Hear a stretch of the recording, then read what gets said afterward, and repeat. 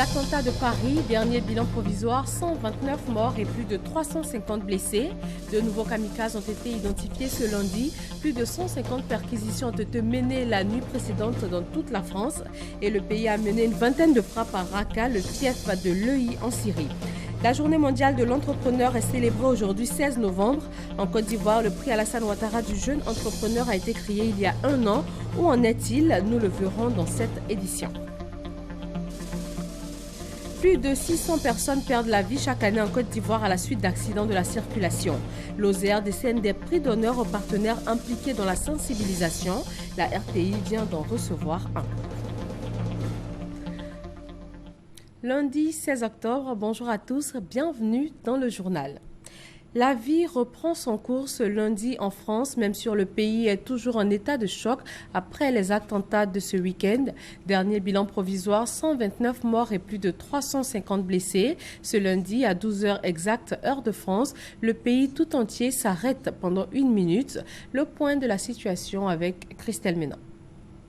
L'enquête sur les attentats de Paris avance. Le procureur de la République, dans un communiqué, annonce déjà près de 23 interpellations et plus de 160 perquisitions administratives menées en France, mais aussi en Belgique. Résultat de ces perquisitions, 31 armes saisies, parmi elles des armes de guerre, dont des lance-roquettes et fusils d'assaut Kalachnikov. Du côté des auteurs de ces attentats revendiqués par l'État islamique, 2 nouveaux kamikazes ont été identifiés, soit au total 5 kamikazes identifiés parmi les 3 équipes de terroristes. L'un d'eux serait d'origine syrienne, son identité reste encore à vérifier. Les 4 autres kamikazes sont français. Un 8e potentiel terroriste impliqué vendredi et encore en vie fait l'objet d'un mandat de recherche international. Des proches des kamikazes identifiés ont été interpellés ou sont actuellement en garde à vue. Le bilan des victimes est maintenant d'au moins 129 morts et 352 blessés. La France, qui renoue ce lundi avec un quotidien désormais placé sous très haute surveillance, a observé 1 minute de silence ce midi. Mais déjà, une première riposte a eu lieu hier dimanche. Paris a bombardé Raqqa, un fief du groupe État islamique en Syrie. 12 avions ont largué 20 bombes sur plusieurs cibles, selon le ministère français de la Défense.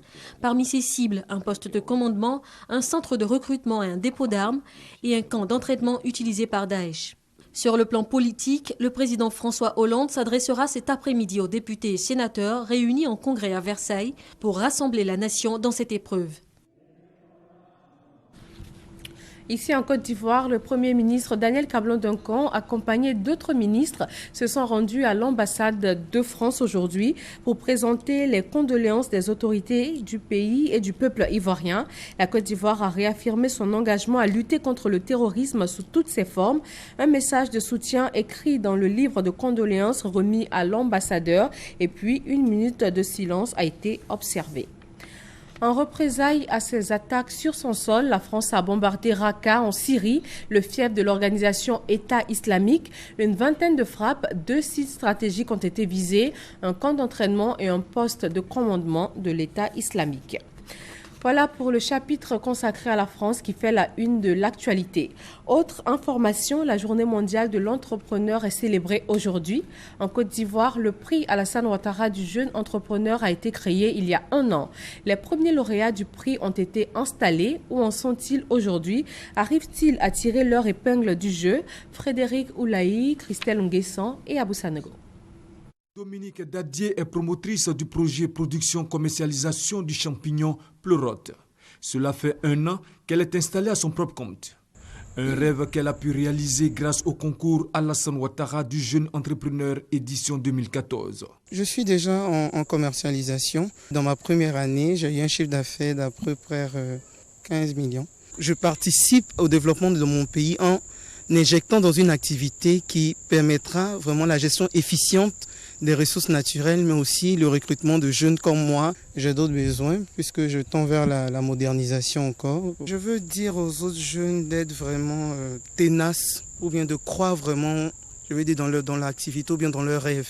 Comme Dominique, Adama Soro a bénéficié de cette même opportunité. Directeur d'entreprise, il gère une équipe de 6 personnes. Aujourd'hui, je suis vraiment très satisfait, non seulement par l'organisation qui a été mise en place par l'État de Côte d'Ivoire en vue d'accompagner les jeunes entrepreneurs. Il faut dire qu'il y a très longtemps, on attendait ça. Ce prix nous a permis quand même d'avoir une crédibilité. Avant de démarrer leur entreprise, Dominique et Adama ont bénéficié d'une formation pratique au centre d'incubation du district d'Abidjan. Ce centre existe depuis 2014. Nous recevons les jeunes entrepreneurs nés du concours du jeune entrepreneur émergent. Nous sommes à la 2e édition d'ailleurs. Et donc ces jeunes issus de ce concours-là sont hébergés chez nous pour une période bien déterminée en vue de justement être formés à la création de leurs entreprises et à la mise en œuvre de leurs projets. Les 20 jeunes que nous avons encadrés pour l'édition 2014 sont tous en phase de production. En attendant de faire leurs preuves, les lauréats de l'édition 2015, au nombre de 40, suivent des formations. Mon projet, c'est un projet de site de vente en ligne de différents produits, des appareils électroménagers, vêtements.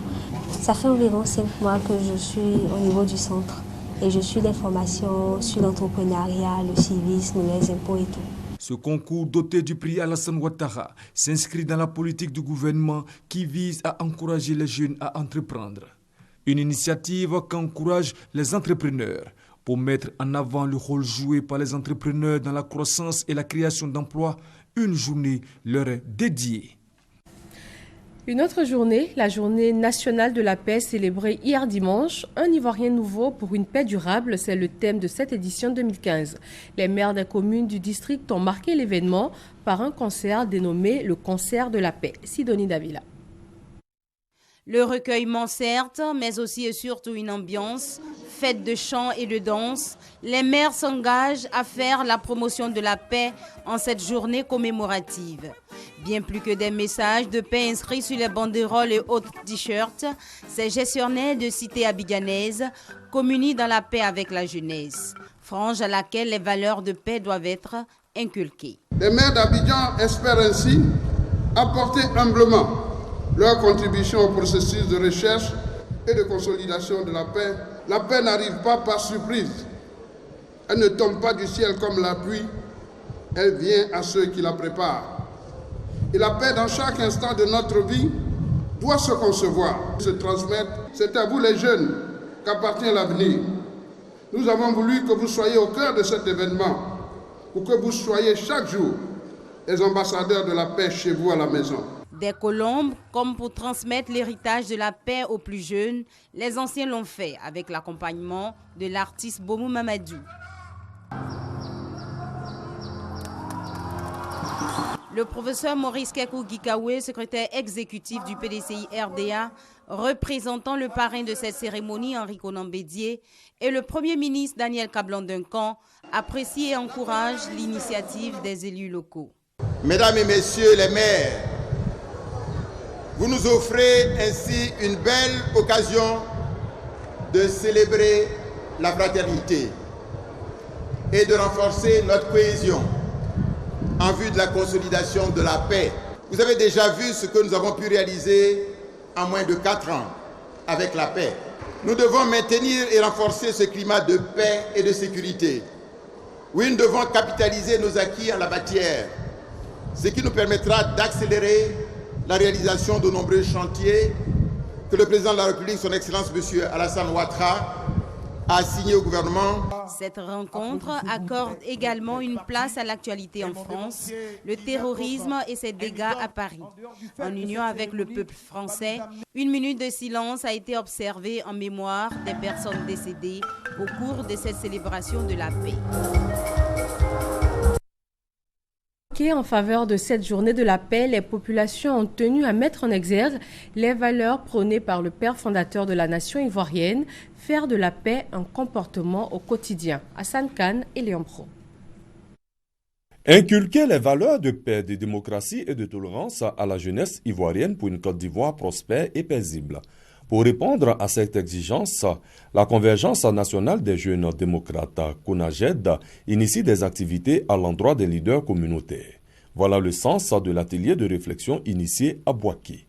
Les jeunes et la culture de la paix et la contribution de la médiature dans la résolution des conflits en Côte d'Ivoire sont les 2 thèmes abordés. En tant que structure qui défendons la démocratie et les intérêts de la jeunesse ivoirienne, il était important que nous organisions une activité pour sensibiliser les leaders de la jeunesse, pour sensibiliser les chefs coutumiers et les guides religieux pour leur place dans la résolution des conflits. Pour sa part, le représentant de la médiature, qui a pris une part active à la cérémonie, a instruit l'assistance sur le fonctionnement de son institution dans le règlement des litiges.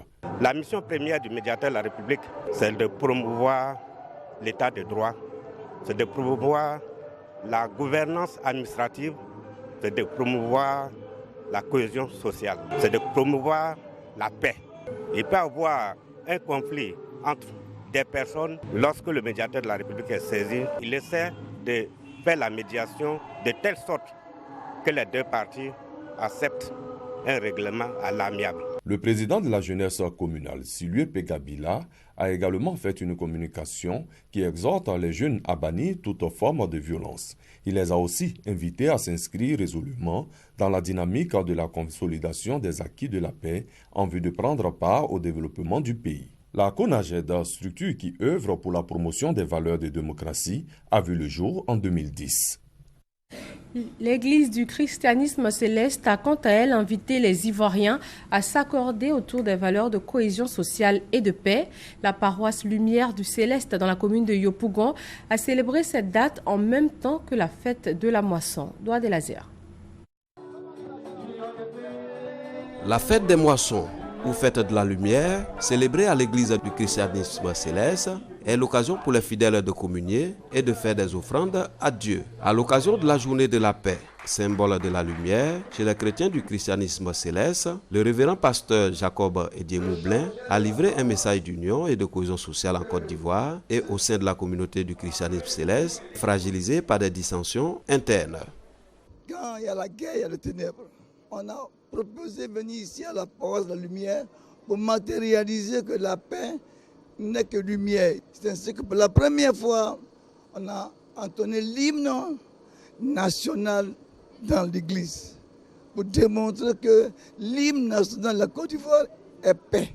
À l'unisson, les femmes et les jeunes de la communauté ne disent pas le contraire. Si toutes les femmes sont des femmes positives dans la tête, qu'elles deviennent chrétiennes dans la tête, qu'elles savent que le prophète a dit que l'église est une et indivisible, alors nous allons dire à nos maris la nuit de ne pas faire de palabres. La fête des moissons est aussi un moment de partage qui est célébré à partir du 2 novembre de chaque année. Elle s'étend sur toute l'année en fonction du calendrier de chaque paroisse. Dans les rues d'Abidjan, un marathon pour marquer le 15 novembre, journée de la paix. Plus de 10 000 professionnels et non professionnels ont pris part à cette première édition. Salif Ouattara. Konan Kwaku Boris est le grand vainqueur de la première édition du marathon de Côte d'Ivoire. L'Ivoirien du stade d'Abidjan a parcouru les 42 km du circuit en 2h48 minutes 17 secondes. Ils étaient plus de 10 000 coureurs ce dimanche 15 novembre, journée de célébration de la paix, en masse devant l'hôtel du district d'Abidjan, à prendre le top départ de la course devant un parterre de distingués invités. Au menu de cette course, 4 catégories, 3 km pour les enfants et personnes âgées, 10 km pour les coureurs amateurs, 21 et 42 km pour les coureurs professionnels. Parcours difficile pour les marathoniens des 42 km qui se retrouvent au nombre de 5 après 20 km parcourus.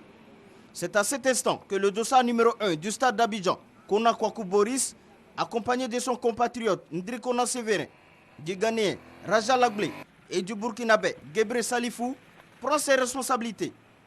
Konan Kwaku Boris impose une distance d'environ 300 mètres à ses adversaires. Il maintient le même rythme de la commune de Cocody en passant par le plateau jusqu'au pont Félix Houphouët-Boigny, synonyme d'une victoire assurée. C'est ma première fois de faire les 40. J'avais l'habitude de faire les 21. Et cette fois-ci, comme en 2017, il y aura la francophonie, donc j'ai préféré faire les 40 pour me mettre en jambe d'ici 2017. Au niveau mobilisation, ça a été une réussite. Maintenant, sur le plan organisé, il y a toujours des imperfections. Nous sommes à notre première année. On essaiera de faire mieux l'année prochaine si Dieu le veut. C'est pour nous l'occasion de féliciter les organisateurs de ce marathon de Côte d'Ivoire et souhaiter que chaque année, on ait des manifestations qui répondent aux vœux du président de la République, qui est de faire du sport une pratique sportive pour tous les Ivoiriens. Pour cette première édition, le grand vainqueur Konan Kwaku Boris repart avec la somme de 2 millions de francs CFA. Les accidents de la circulation font plus de 600 morts chaque année dans le pays. L'Office de la sécurité routière OSER a sensibilisé les populations sur les conséquences de ces accidents de la circulation et il a décerné des prix d'honneur aux partenaires particulièrement impliqués dans cette sensibilisation. La RTI a été primée. Doigt des lasers. En Côte d'Ivoire, plus de 600 personnes perdent la vie dans les accidents de circulation chaque année. Les causes sont souvent liées à la non-limitation de la vitesse, au non-respect du code de la route et plus généralement au mauvais état mécanique des véhicules. À l'occasion de la 4e journée africaine de la sécurité routière, célébrée ce dimanche 15 novembre, la Direction générale de l'OSER et l'ensemble des acteurs du transport routier ont invité les automobilistes à appliquer le code de la route pour sauver des vies humaines. Objectif de réduire les accidents de la circulation routière de 50% d'ici 2020 est axé autour des 5 piliers.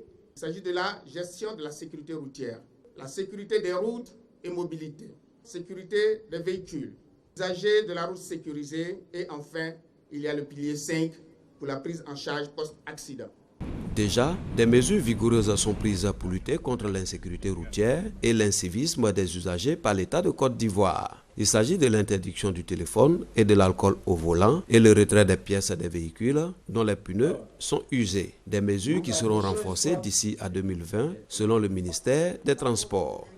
Si rien n'est fait, mesdames et messieurs, le nombre de décès sur les routes du monde passera à plus d'1,9 million de personnes par an en 2020 selon l'OMS. Une approche systémique est indispensable si l'on veut atteindre des résultats durables. Pour sa part, le gouvernement a pris et continuera de prendre des initiatives fortes en la matière. La radiodiffusion télévision ivoirienne, RTI, et l'ensemble des partenaires de l'Office de sécurité routière ont reçu des diplômes d'honneur en guise de reconnaissance pour leur contribution dans la sensibilisation à la bonne pratique de la sécurité routière. Dans la ville de Daloa, de nombreuses voies connaissent un état de dégradation très avancé. Une opération de réhabilitation a donc été lancée. Les travaux sont déjà en cours pour donner un visage plus reluisant à la cité des Antilopes, à Boussanogo. Après la visite d'État du président de la République Alassane Ouattara dans le Haut-Sassandra, la ville de Daloa fait sa mue. Les routes nationales ou internationales partant ou menant à la cité des Antilopes ont été réhabilitées. Véritable ouf de soulagement pour les populations et les automobilistes. Je viens de Séguéla. En tout cas, la route, vraiment, c'est impropre. On va ici, Boufla. On peut avoir 3 heures de temps. Mais maintenant, c'est 30 minutes. Grâce au grand dirigeant présidentiel, aujourd'hui, la route est bonne. Avant, on pourrait parcourir Daloa, on va voir 2h30. Mais aujourd'hui, si c'est trop, c'est 1h du temps. Même si on demande, ça va. Certaines grandes voies à l'intérieur de la ville, où le bitume était inexistant en divers endroits, ont été réhabilitées. C'est le cas de la voie reliant le Grand Marché au camp militaire, en passant par le quartier Belleville et toutes les voies aux alentours de la résidence du préfet. Avant, c'était très difficile d'aller dans les quartiers où nous, actuellement, on peut passer. Maintenant, c'est très bien. Tazibou, un quartier résidentiel de Daloa, n'est pas en reste. Les travaux de bitumage de la grande voie, appelée communément la ceinture, sont en cours. Ce sont au total 25 km des principales artères de la ville qui devront recevoir le bitume. Le maire de la commune de Daloa, Samba Koulibaly, s'est rendu sur les lieux pour s'imprégner de l'état d'avancement des travaux. Aujourd'hui, avec le passage du président de la République, nous sommes en train de bitumer cette ceinture-là qui est vraiment importante pour Daloa. C'est une voie structurante, c'est une voie qui permettra à Daloa de retrouver son lustre d'antan, mais c'est une voie qui permettra surtout une meilleure circulation dans la ville de Daloa. Nous avons obtenu 25 km de bitume par le président de la République. Ces travaux-là sont en cours et sur ces 25 km, on va consacrer 18 km à la ceinture. Toutefois, les populations souhaitent que le délai d'exécution des travaux soit respecté. Pour l'heure, plusieurs chantiers sont en cours pour redonner un visage reluisant à la cité des Antilopes. Développement et cohésion sociale au centre d'une journée dans la sous-préfecture de Zaguiéta, département de Boisflé. Le développement au cœur de ces retrouvailles des tribus Gonan et Tor, Soro Corona et Léambro. Axe Bonon-Zaguieta dans la région de la Maraoué, environ 20 km entièrement réhabilités par les soins du président de la République Alassane Ouattara. Voilà qui est à l'origine de cette journée festive, une façon pour les 17 villages des tribus Gonan et To de Zaguieta de dire leur reconnaissance au chef de l'État. Son action va permettre l'évacuation de leurs produits agricoles, notamment le café, le cacao, les vivriers dont Zaguieta est réputé pour en être l'un des greniers dans la région de la Maraoué. Cette journée d'hommage au président de la République, aussi une occasion pour les tribus Gonan et To d'interpeller les uns et les autres sur les efforts qui restent à faire pour le développement de leur localité. Construction d'un collège, de nouvelles écoles primaires, de la résidence du sous-préfet et le renforcement des capacités du centre de santé. Sur ces doléances, l'invité spécial de ces retrouvailles s'est voulu rassurant. Le maire de Bono explique que le chef de l'État n'oubliera pas Zaguieta et ses populations. Alexis Guessan-Trazier a fait don de 3 tonnes de ciment pour le démarrage des travaux de construction de la résidence du sous-préfet, avant d'appeler les fils et filles à davantage de cohésion pour le développement de Zaguieta. Les états généraux de la forêt, de la faune et des ressources en eau s'ouvrent aujourd'hui. Pendant 4 jours, donc jusqu'au 19, les experts vont poser un diagnostic et élaborer un plan de développement stratégique des ressources dans le domaine de la forêt, de la faune et des ressources en eau, et ce pour les 30 prochaines années. La préservation de la biodiversité, une préoccupation majeure pour la Côte d'Ivoire. Depuis décembre 2014, le ministère de l'Environnement, avec l'appui technique du PNUD, mène des actions pour évaluer les biens et services fournis par la biodiversité et les écosystèmes. Le reportage est signé Soro Corona. Faire connaître à la base les biens et services fournis par la biodiversité et les écosystèmes. Cette thématique fait l'objet d'une réflexion de 3 jours à Yamoussoukro. Cet atelier vise à impliquer les collectivités et l'administration publique décentralisée dans le processus de constitution de l'équipe nationale de réflexion pour l'élaboration d'une grille d'estimation des valeurs écosystémiques. Les biens et services fournis par la biodiversité et les écosystèmes assurent l'équilibre nécessaire entre l'homme et la nature. Le manioc, le cacao, le riz. Ce sont ces éléments qui sont les éléments constitutifs. Et ils sont classés au niveau des services écosystémiques dans ce que l'on appelle les services de prélèvement ou d'approvisionnement. Les participants verront leur capacité renforcée en matière d'analyse économique des services écosystémiques dans la prise de décision pour l'élaboration des politiques, plans et programmes décentralisés. Nous vivons dans une nature dont nous ne connaissons pas les composants des services qu'elle nous rend. Et M. le ministre a souhaité que le citoyen lambda puisse savoir quel est le sens des relations entre l'homme et la nature. Nous sommes à Yamoussoukro, mais quand vous voyez Yamoussoukro, Yamoussoukro est vert. L'évaluation de la biodiversité apparaît désormais comme un élément d'éclairage essentiel de la contribution des écosystèmes au bien-être humain. Les services des écosystèmes constituent un capital naturel fondamental pour le développement économique et social. Un planteur, une attestation de plantation. C'est à cela que l'Association pour le bien-être des paysans de Côte d'Ivoire veut arriver. Une opération a été lancée à San Pedro pour sensibiliser les planteurs sur le sujet. Ils sont encouragés à s'engager dans le processus d'immatriculation de leur plantation. Honorine Aligori. 17 ans après la certification du foncier rural en Côte d'Ivoire, seulement 6 certificats fonciers ont été délivrés dans le département de San Pedro. Une situation qui, selon le directeur régional de l'agriculture de la région de San Pedro, démontre le manque d'engouement des populations et des planteurs en particulier à s'engager dans ce processus. Pour inverser cette tendance, une formation à l'intention des paysans. Projet dénommé « Un planteur, une attestation foncière » initié par l'Association pour le bien-être des paysans de Côte d'Ivoire, la BEPSI. Younoussa Zamzoré, président de la BEPSI, pense que cette formation peut être une solution aux différents conflits fonciers en Côte d'Ivoire. Pour l'atteinte de cet objectif, 2300 membres de la BEPSI seront déployés sur l'ensemble du territoire pour sensibiliser les populations. Un foyer de jeunes filles a ouvert ses portes dans la commune de Kong. Un cadre de la région a décidé de cultiver un champ de maïs afin de soutenir ces jeunes filles, les aider à entreprendre et à se prendre en charge. Kader Segodego. La promotion du genre est depuis belle lurette une question qui tient à cœur au gouvernement, d'ailleurs soutenu par les partenaires au développement. La scolarisation de la petite fille est d'ailleurs une obligation en Côte d'Ivoire. Il en est de même pour l'environnement qui est de plus en plus propice pour les jeunes filles afin de faire d'elles des cadres au service du développement de la Côte d'Ivoire. À Kong, un foyer des jeunes filles est sorti de terre pour justement faciliter les conditions de formation de ces jeunes filles. Un cadre, Sangaré Draman, lui, offre un champ de maïs de 45 hectares pour soutenir ce foyer. La culture, c'est la meilleure façon d'aider le monde. La vente de ces champs de maïs, ce serait pour accompagner les jeunes filles, n'est-ce pas, à continuer d'aller à l'école pour diminuer le taux d'analphabétisation. La vente des récoltes servira à offrir des vivres et non-vivres pour le bon fonctionnement du foyer des jeunes filles de Kong.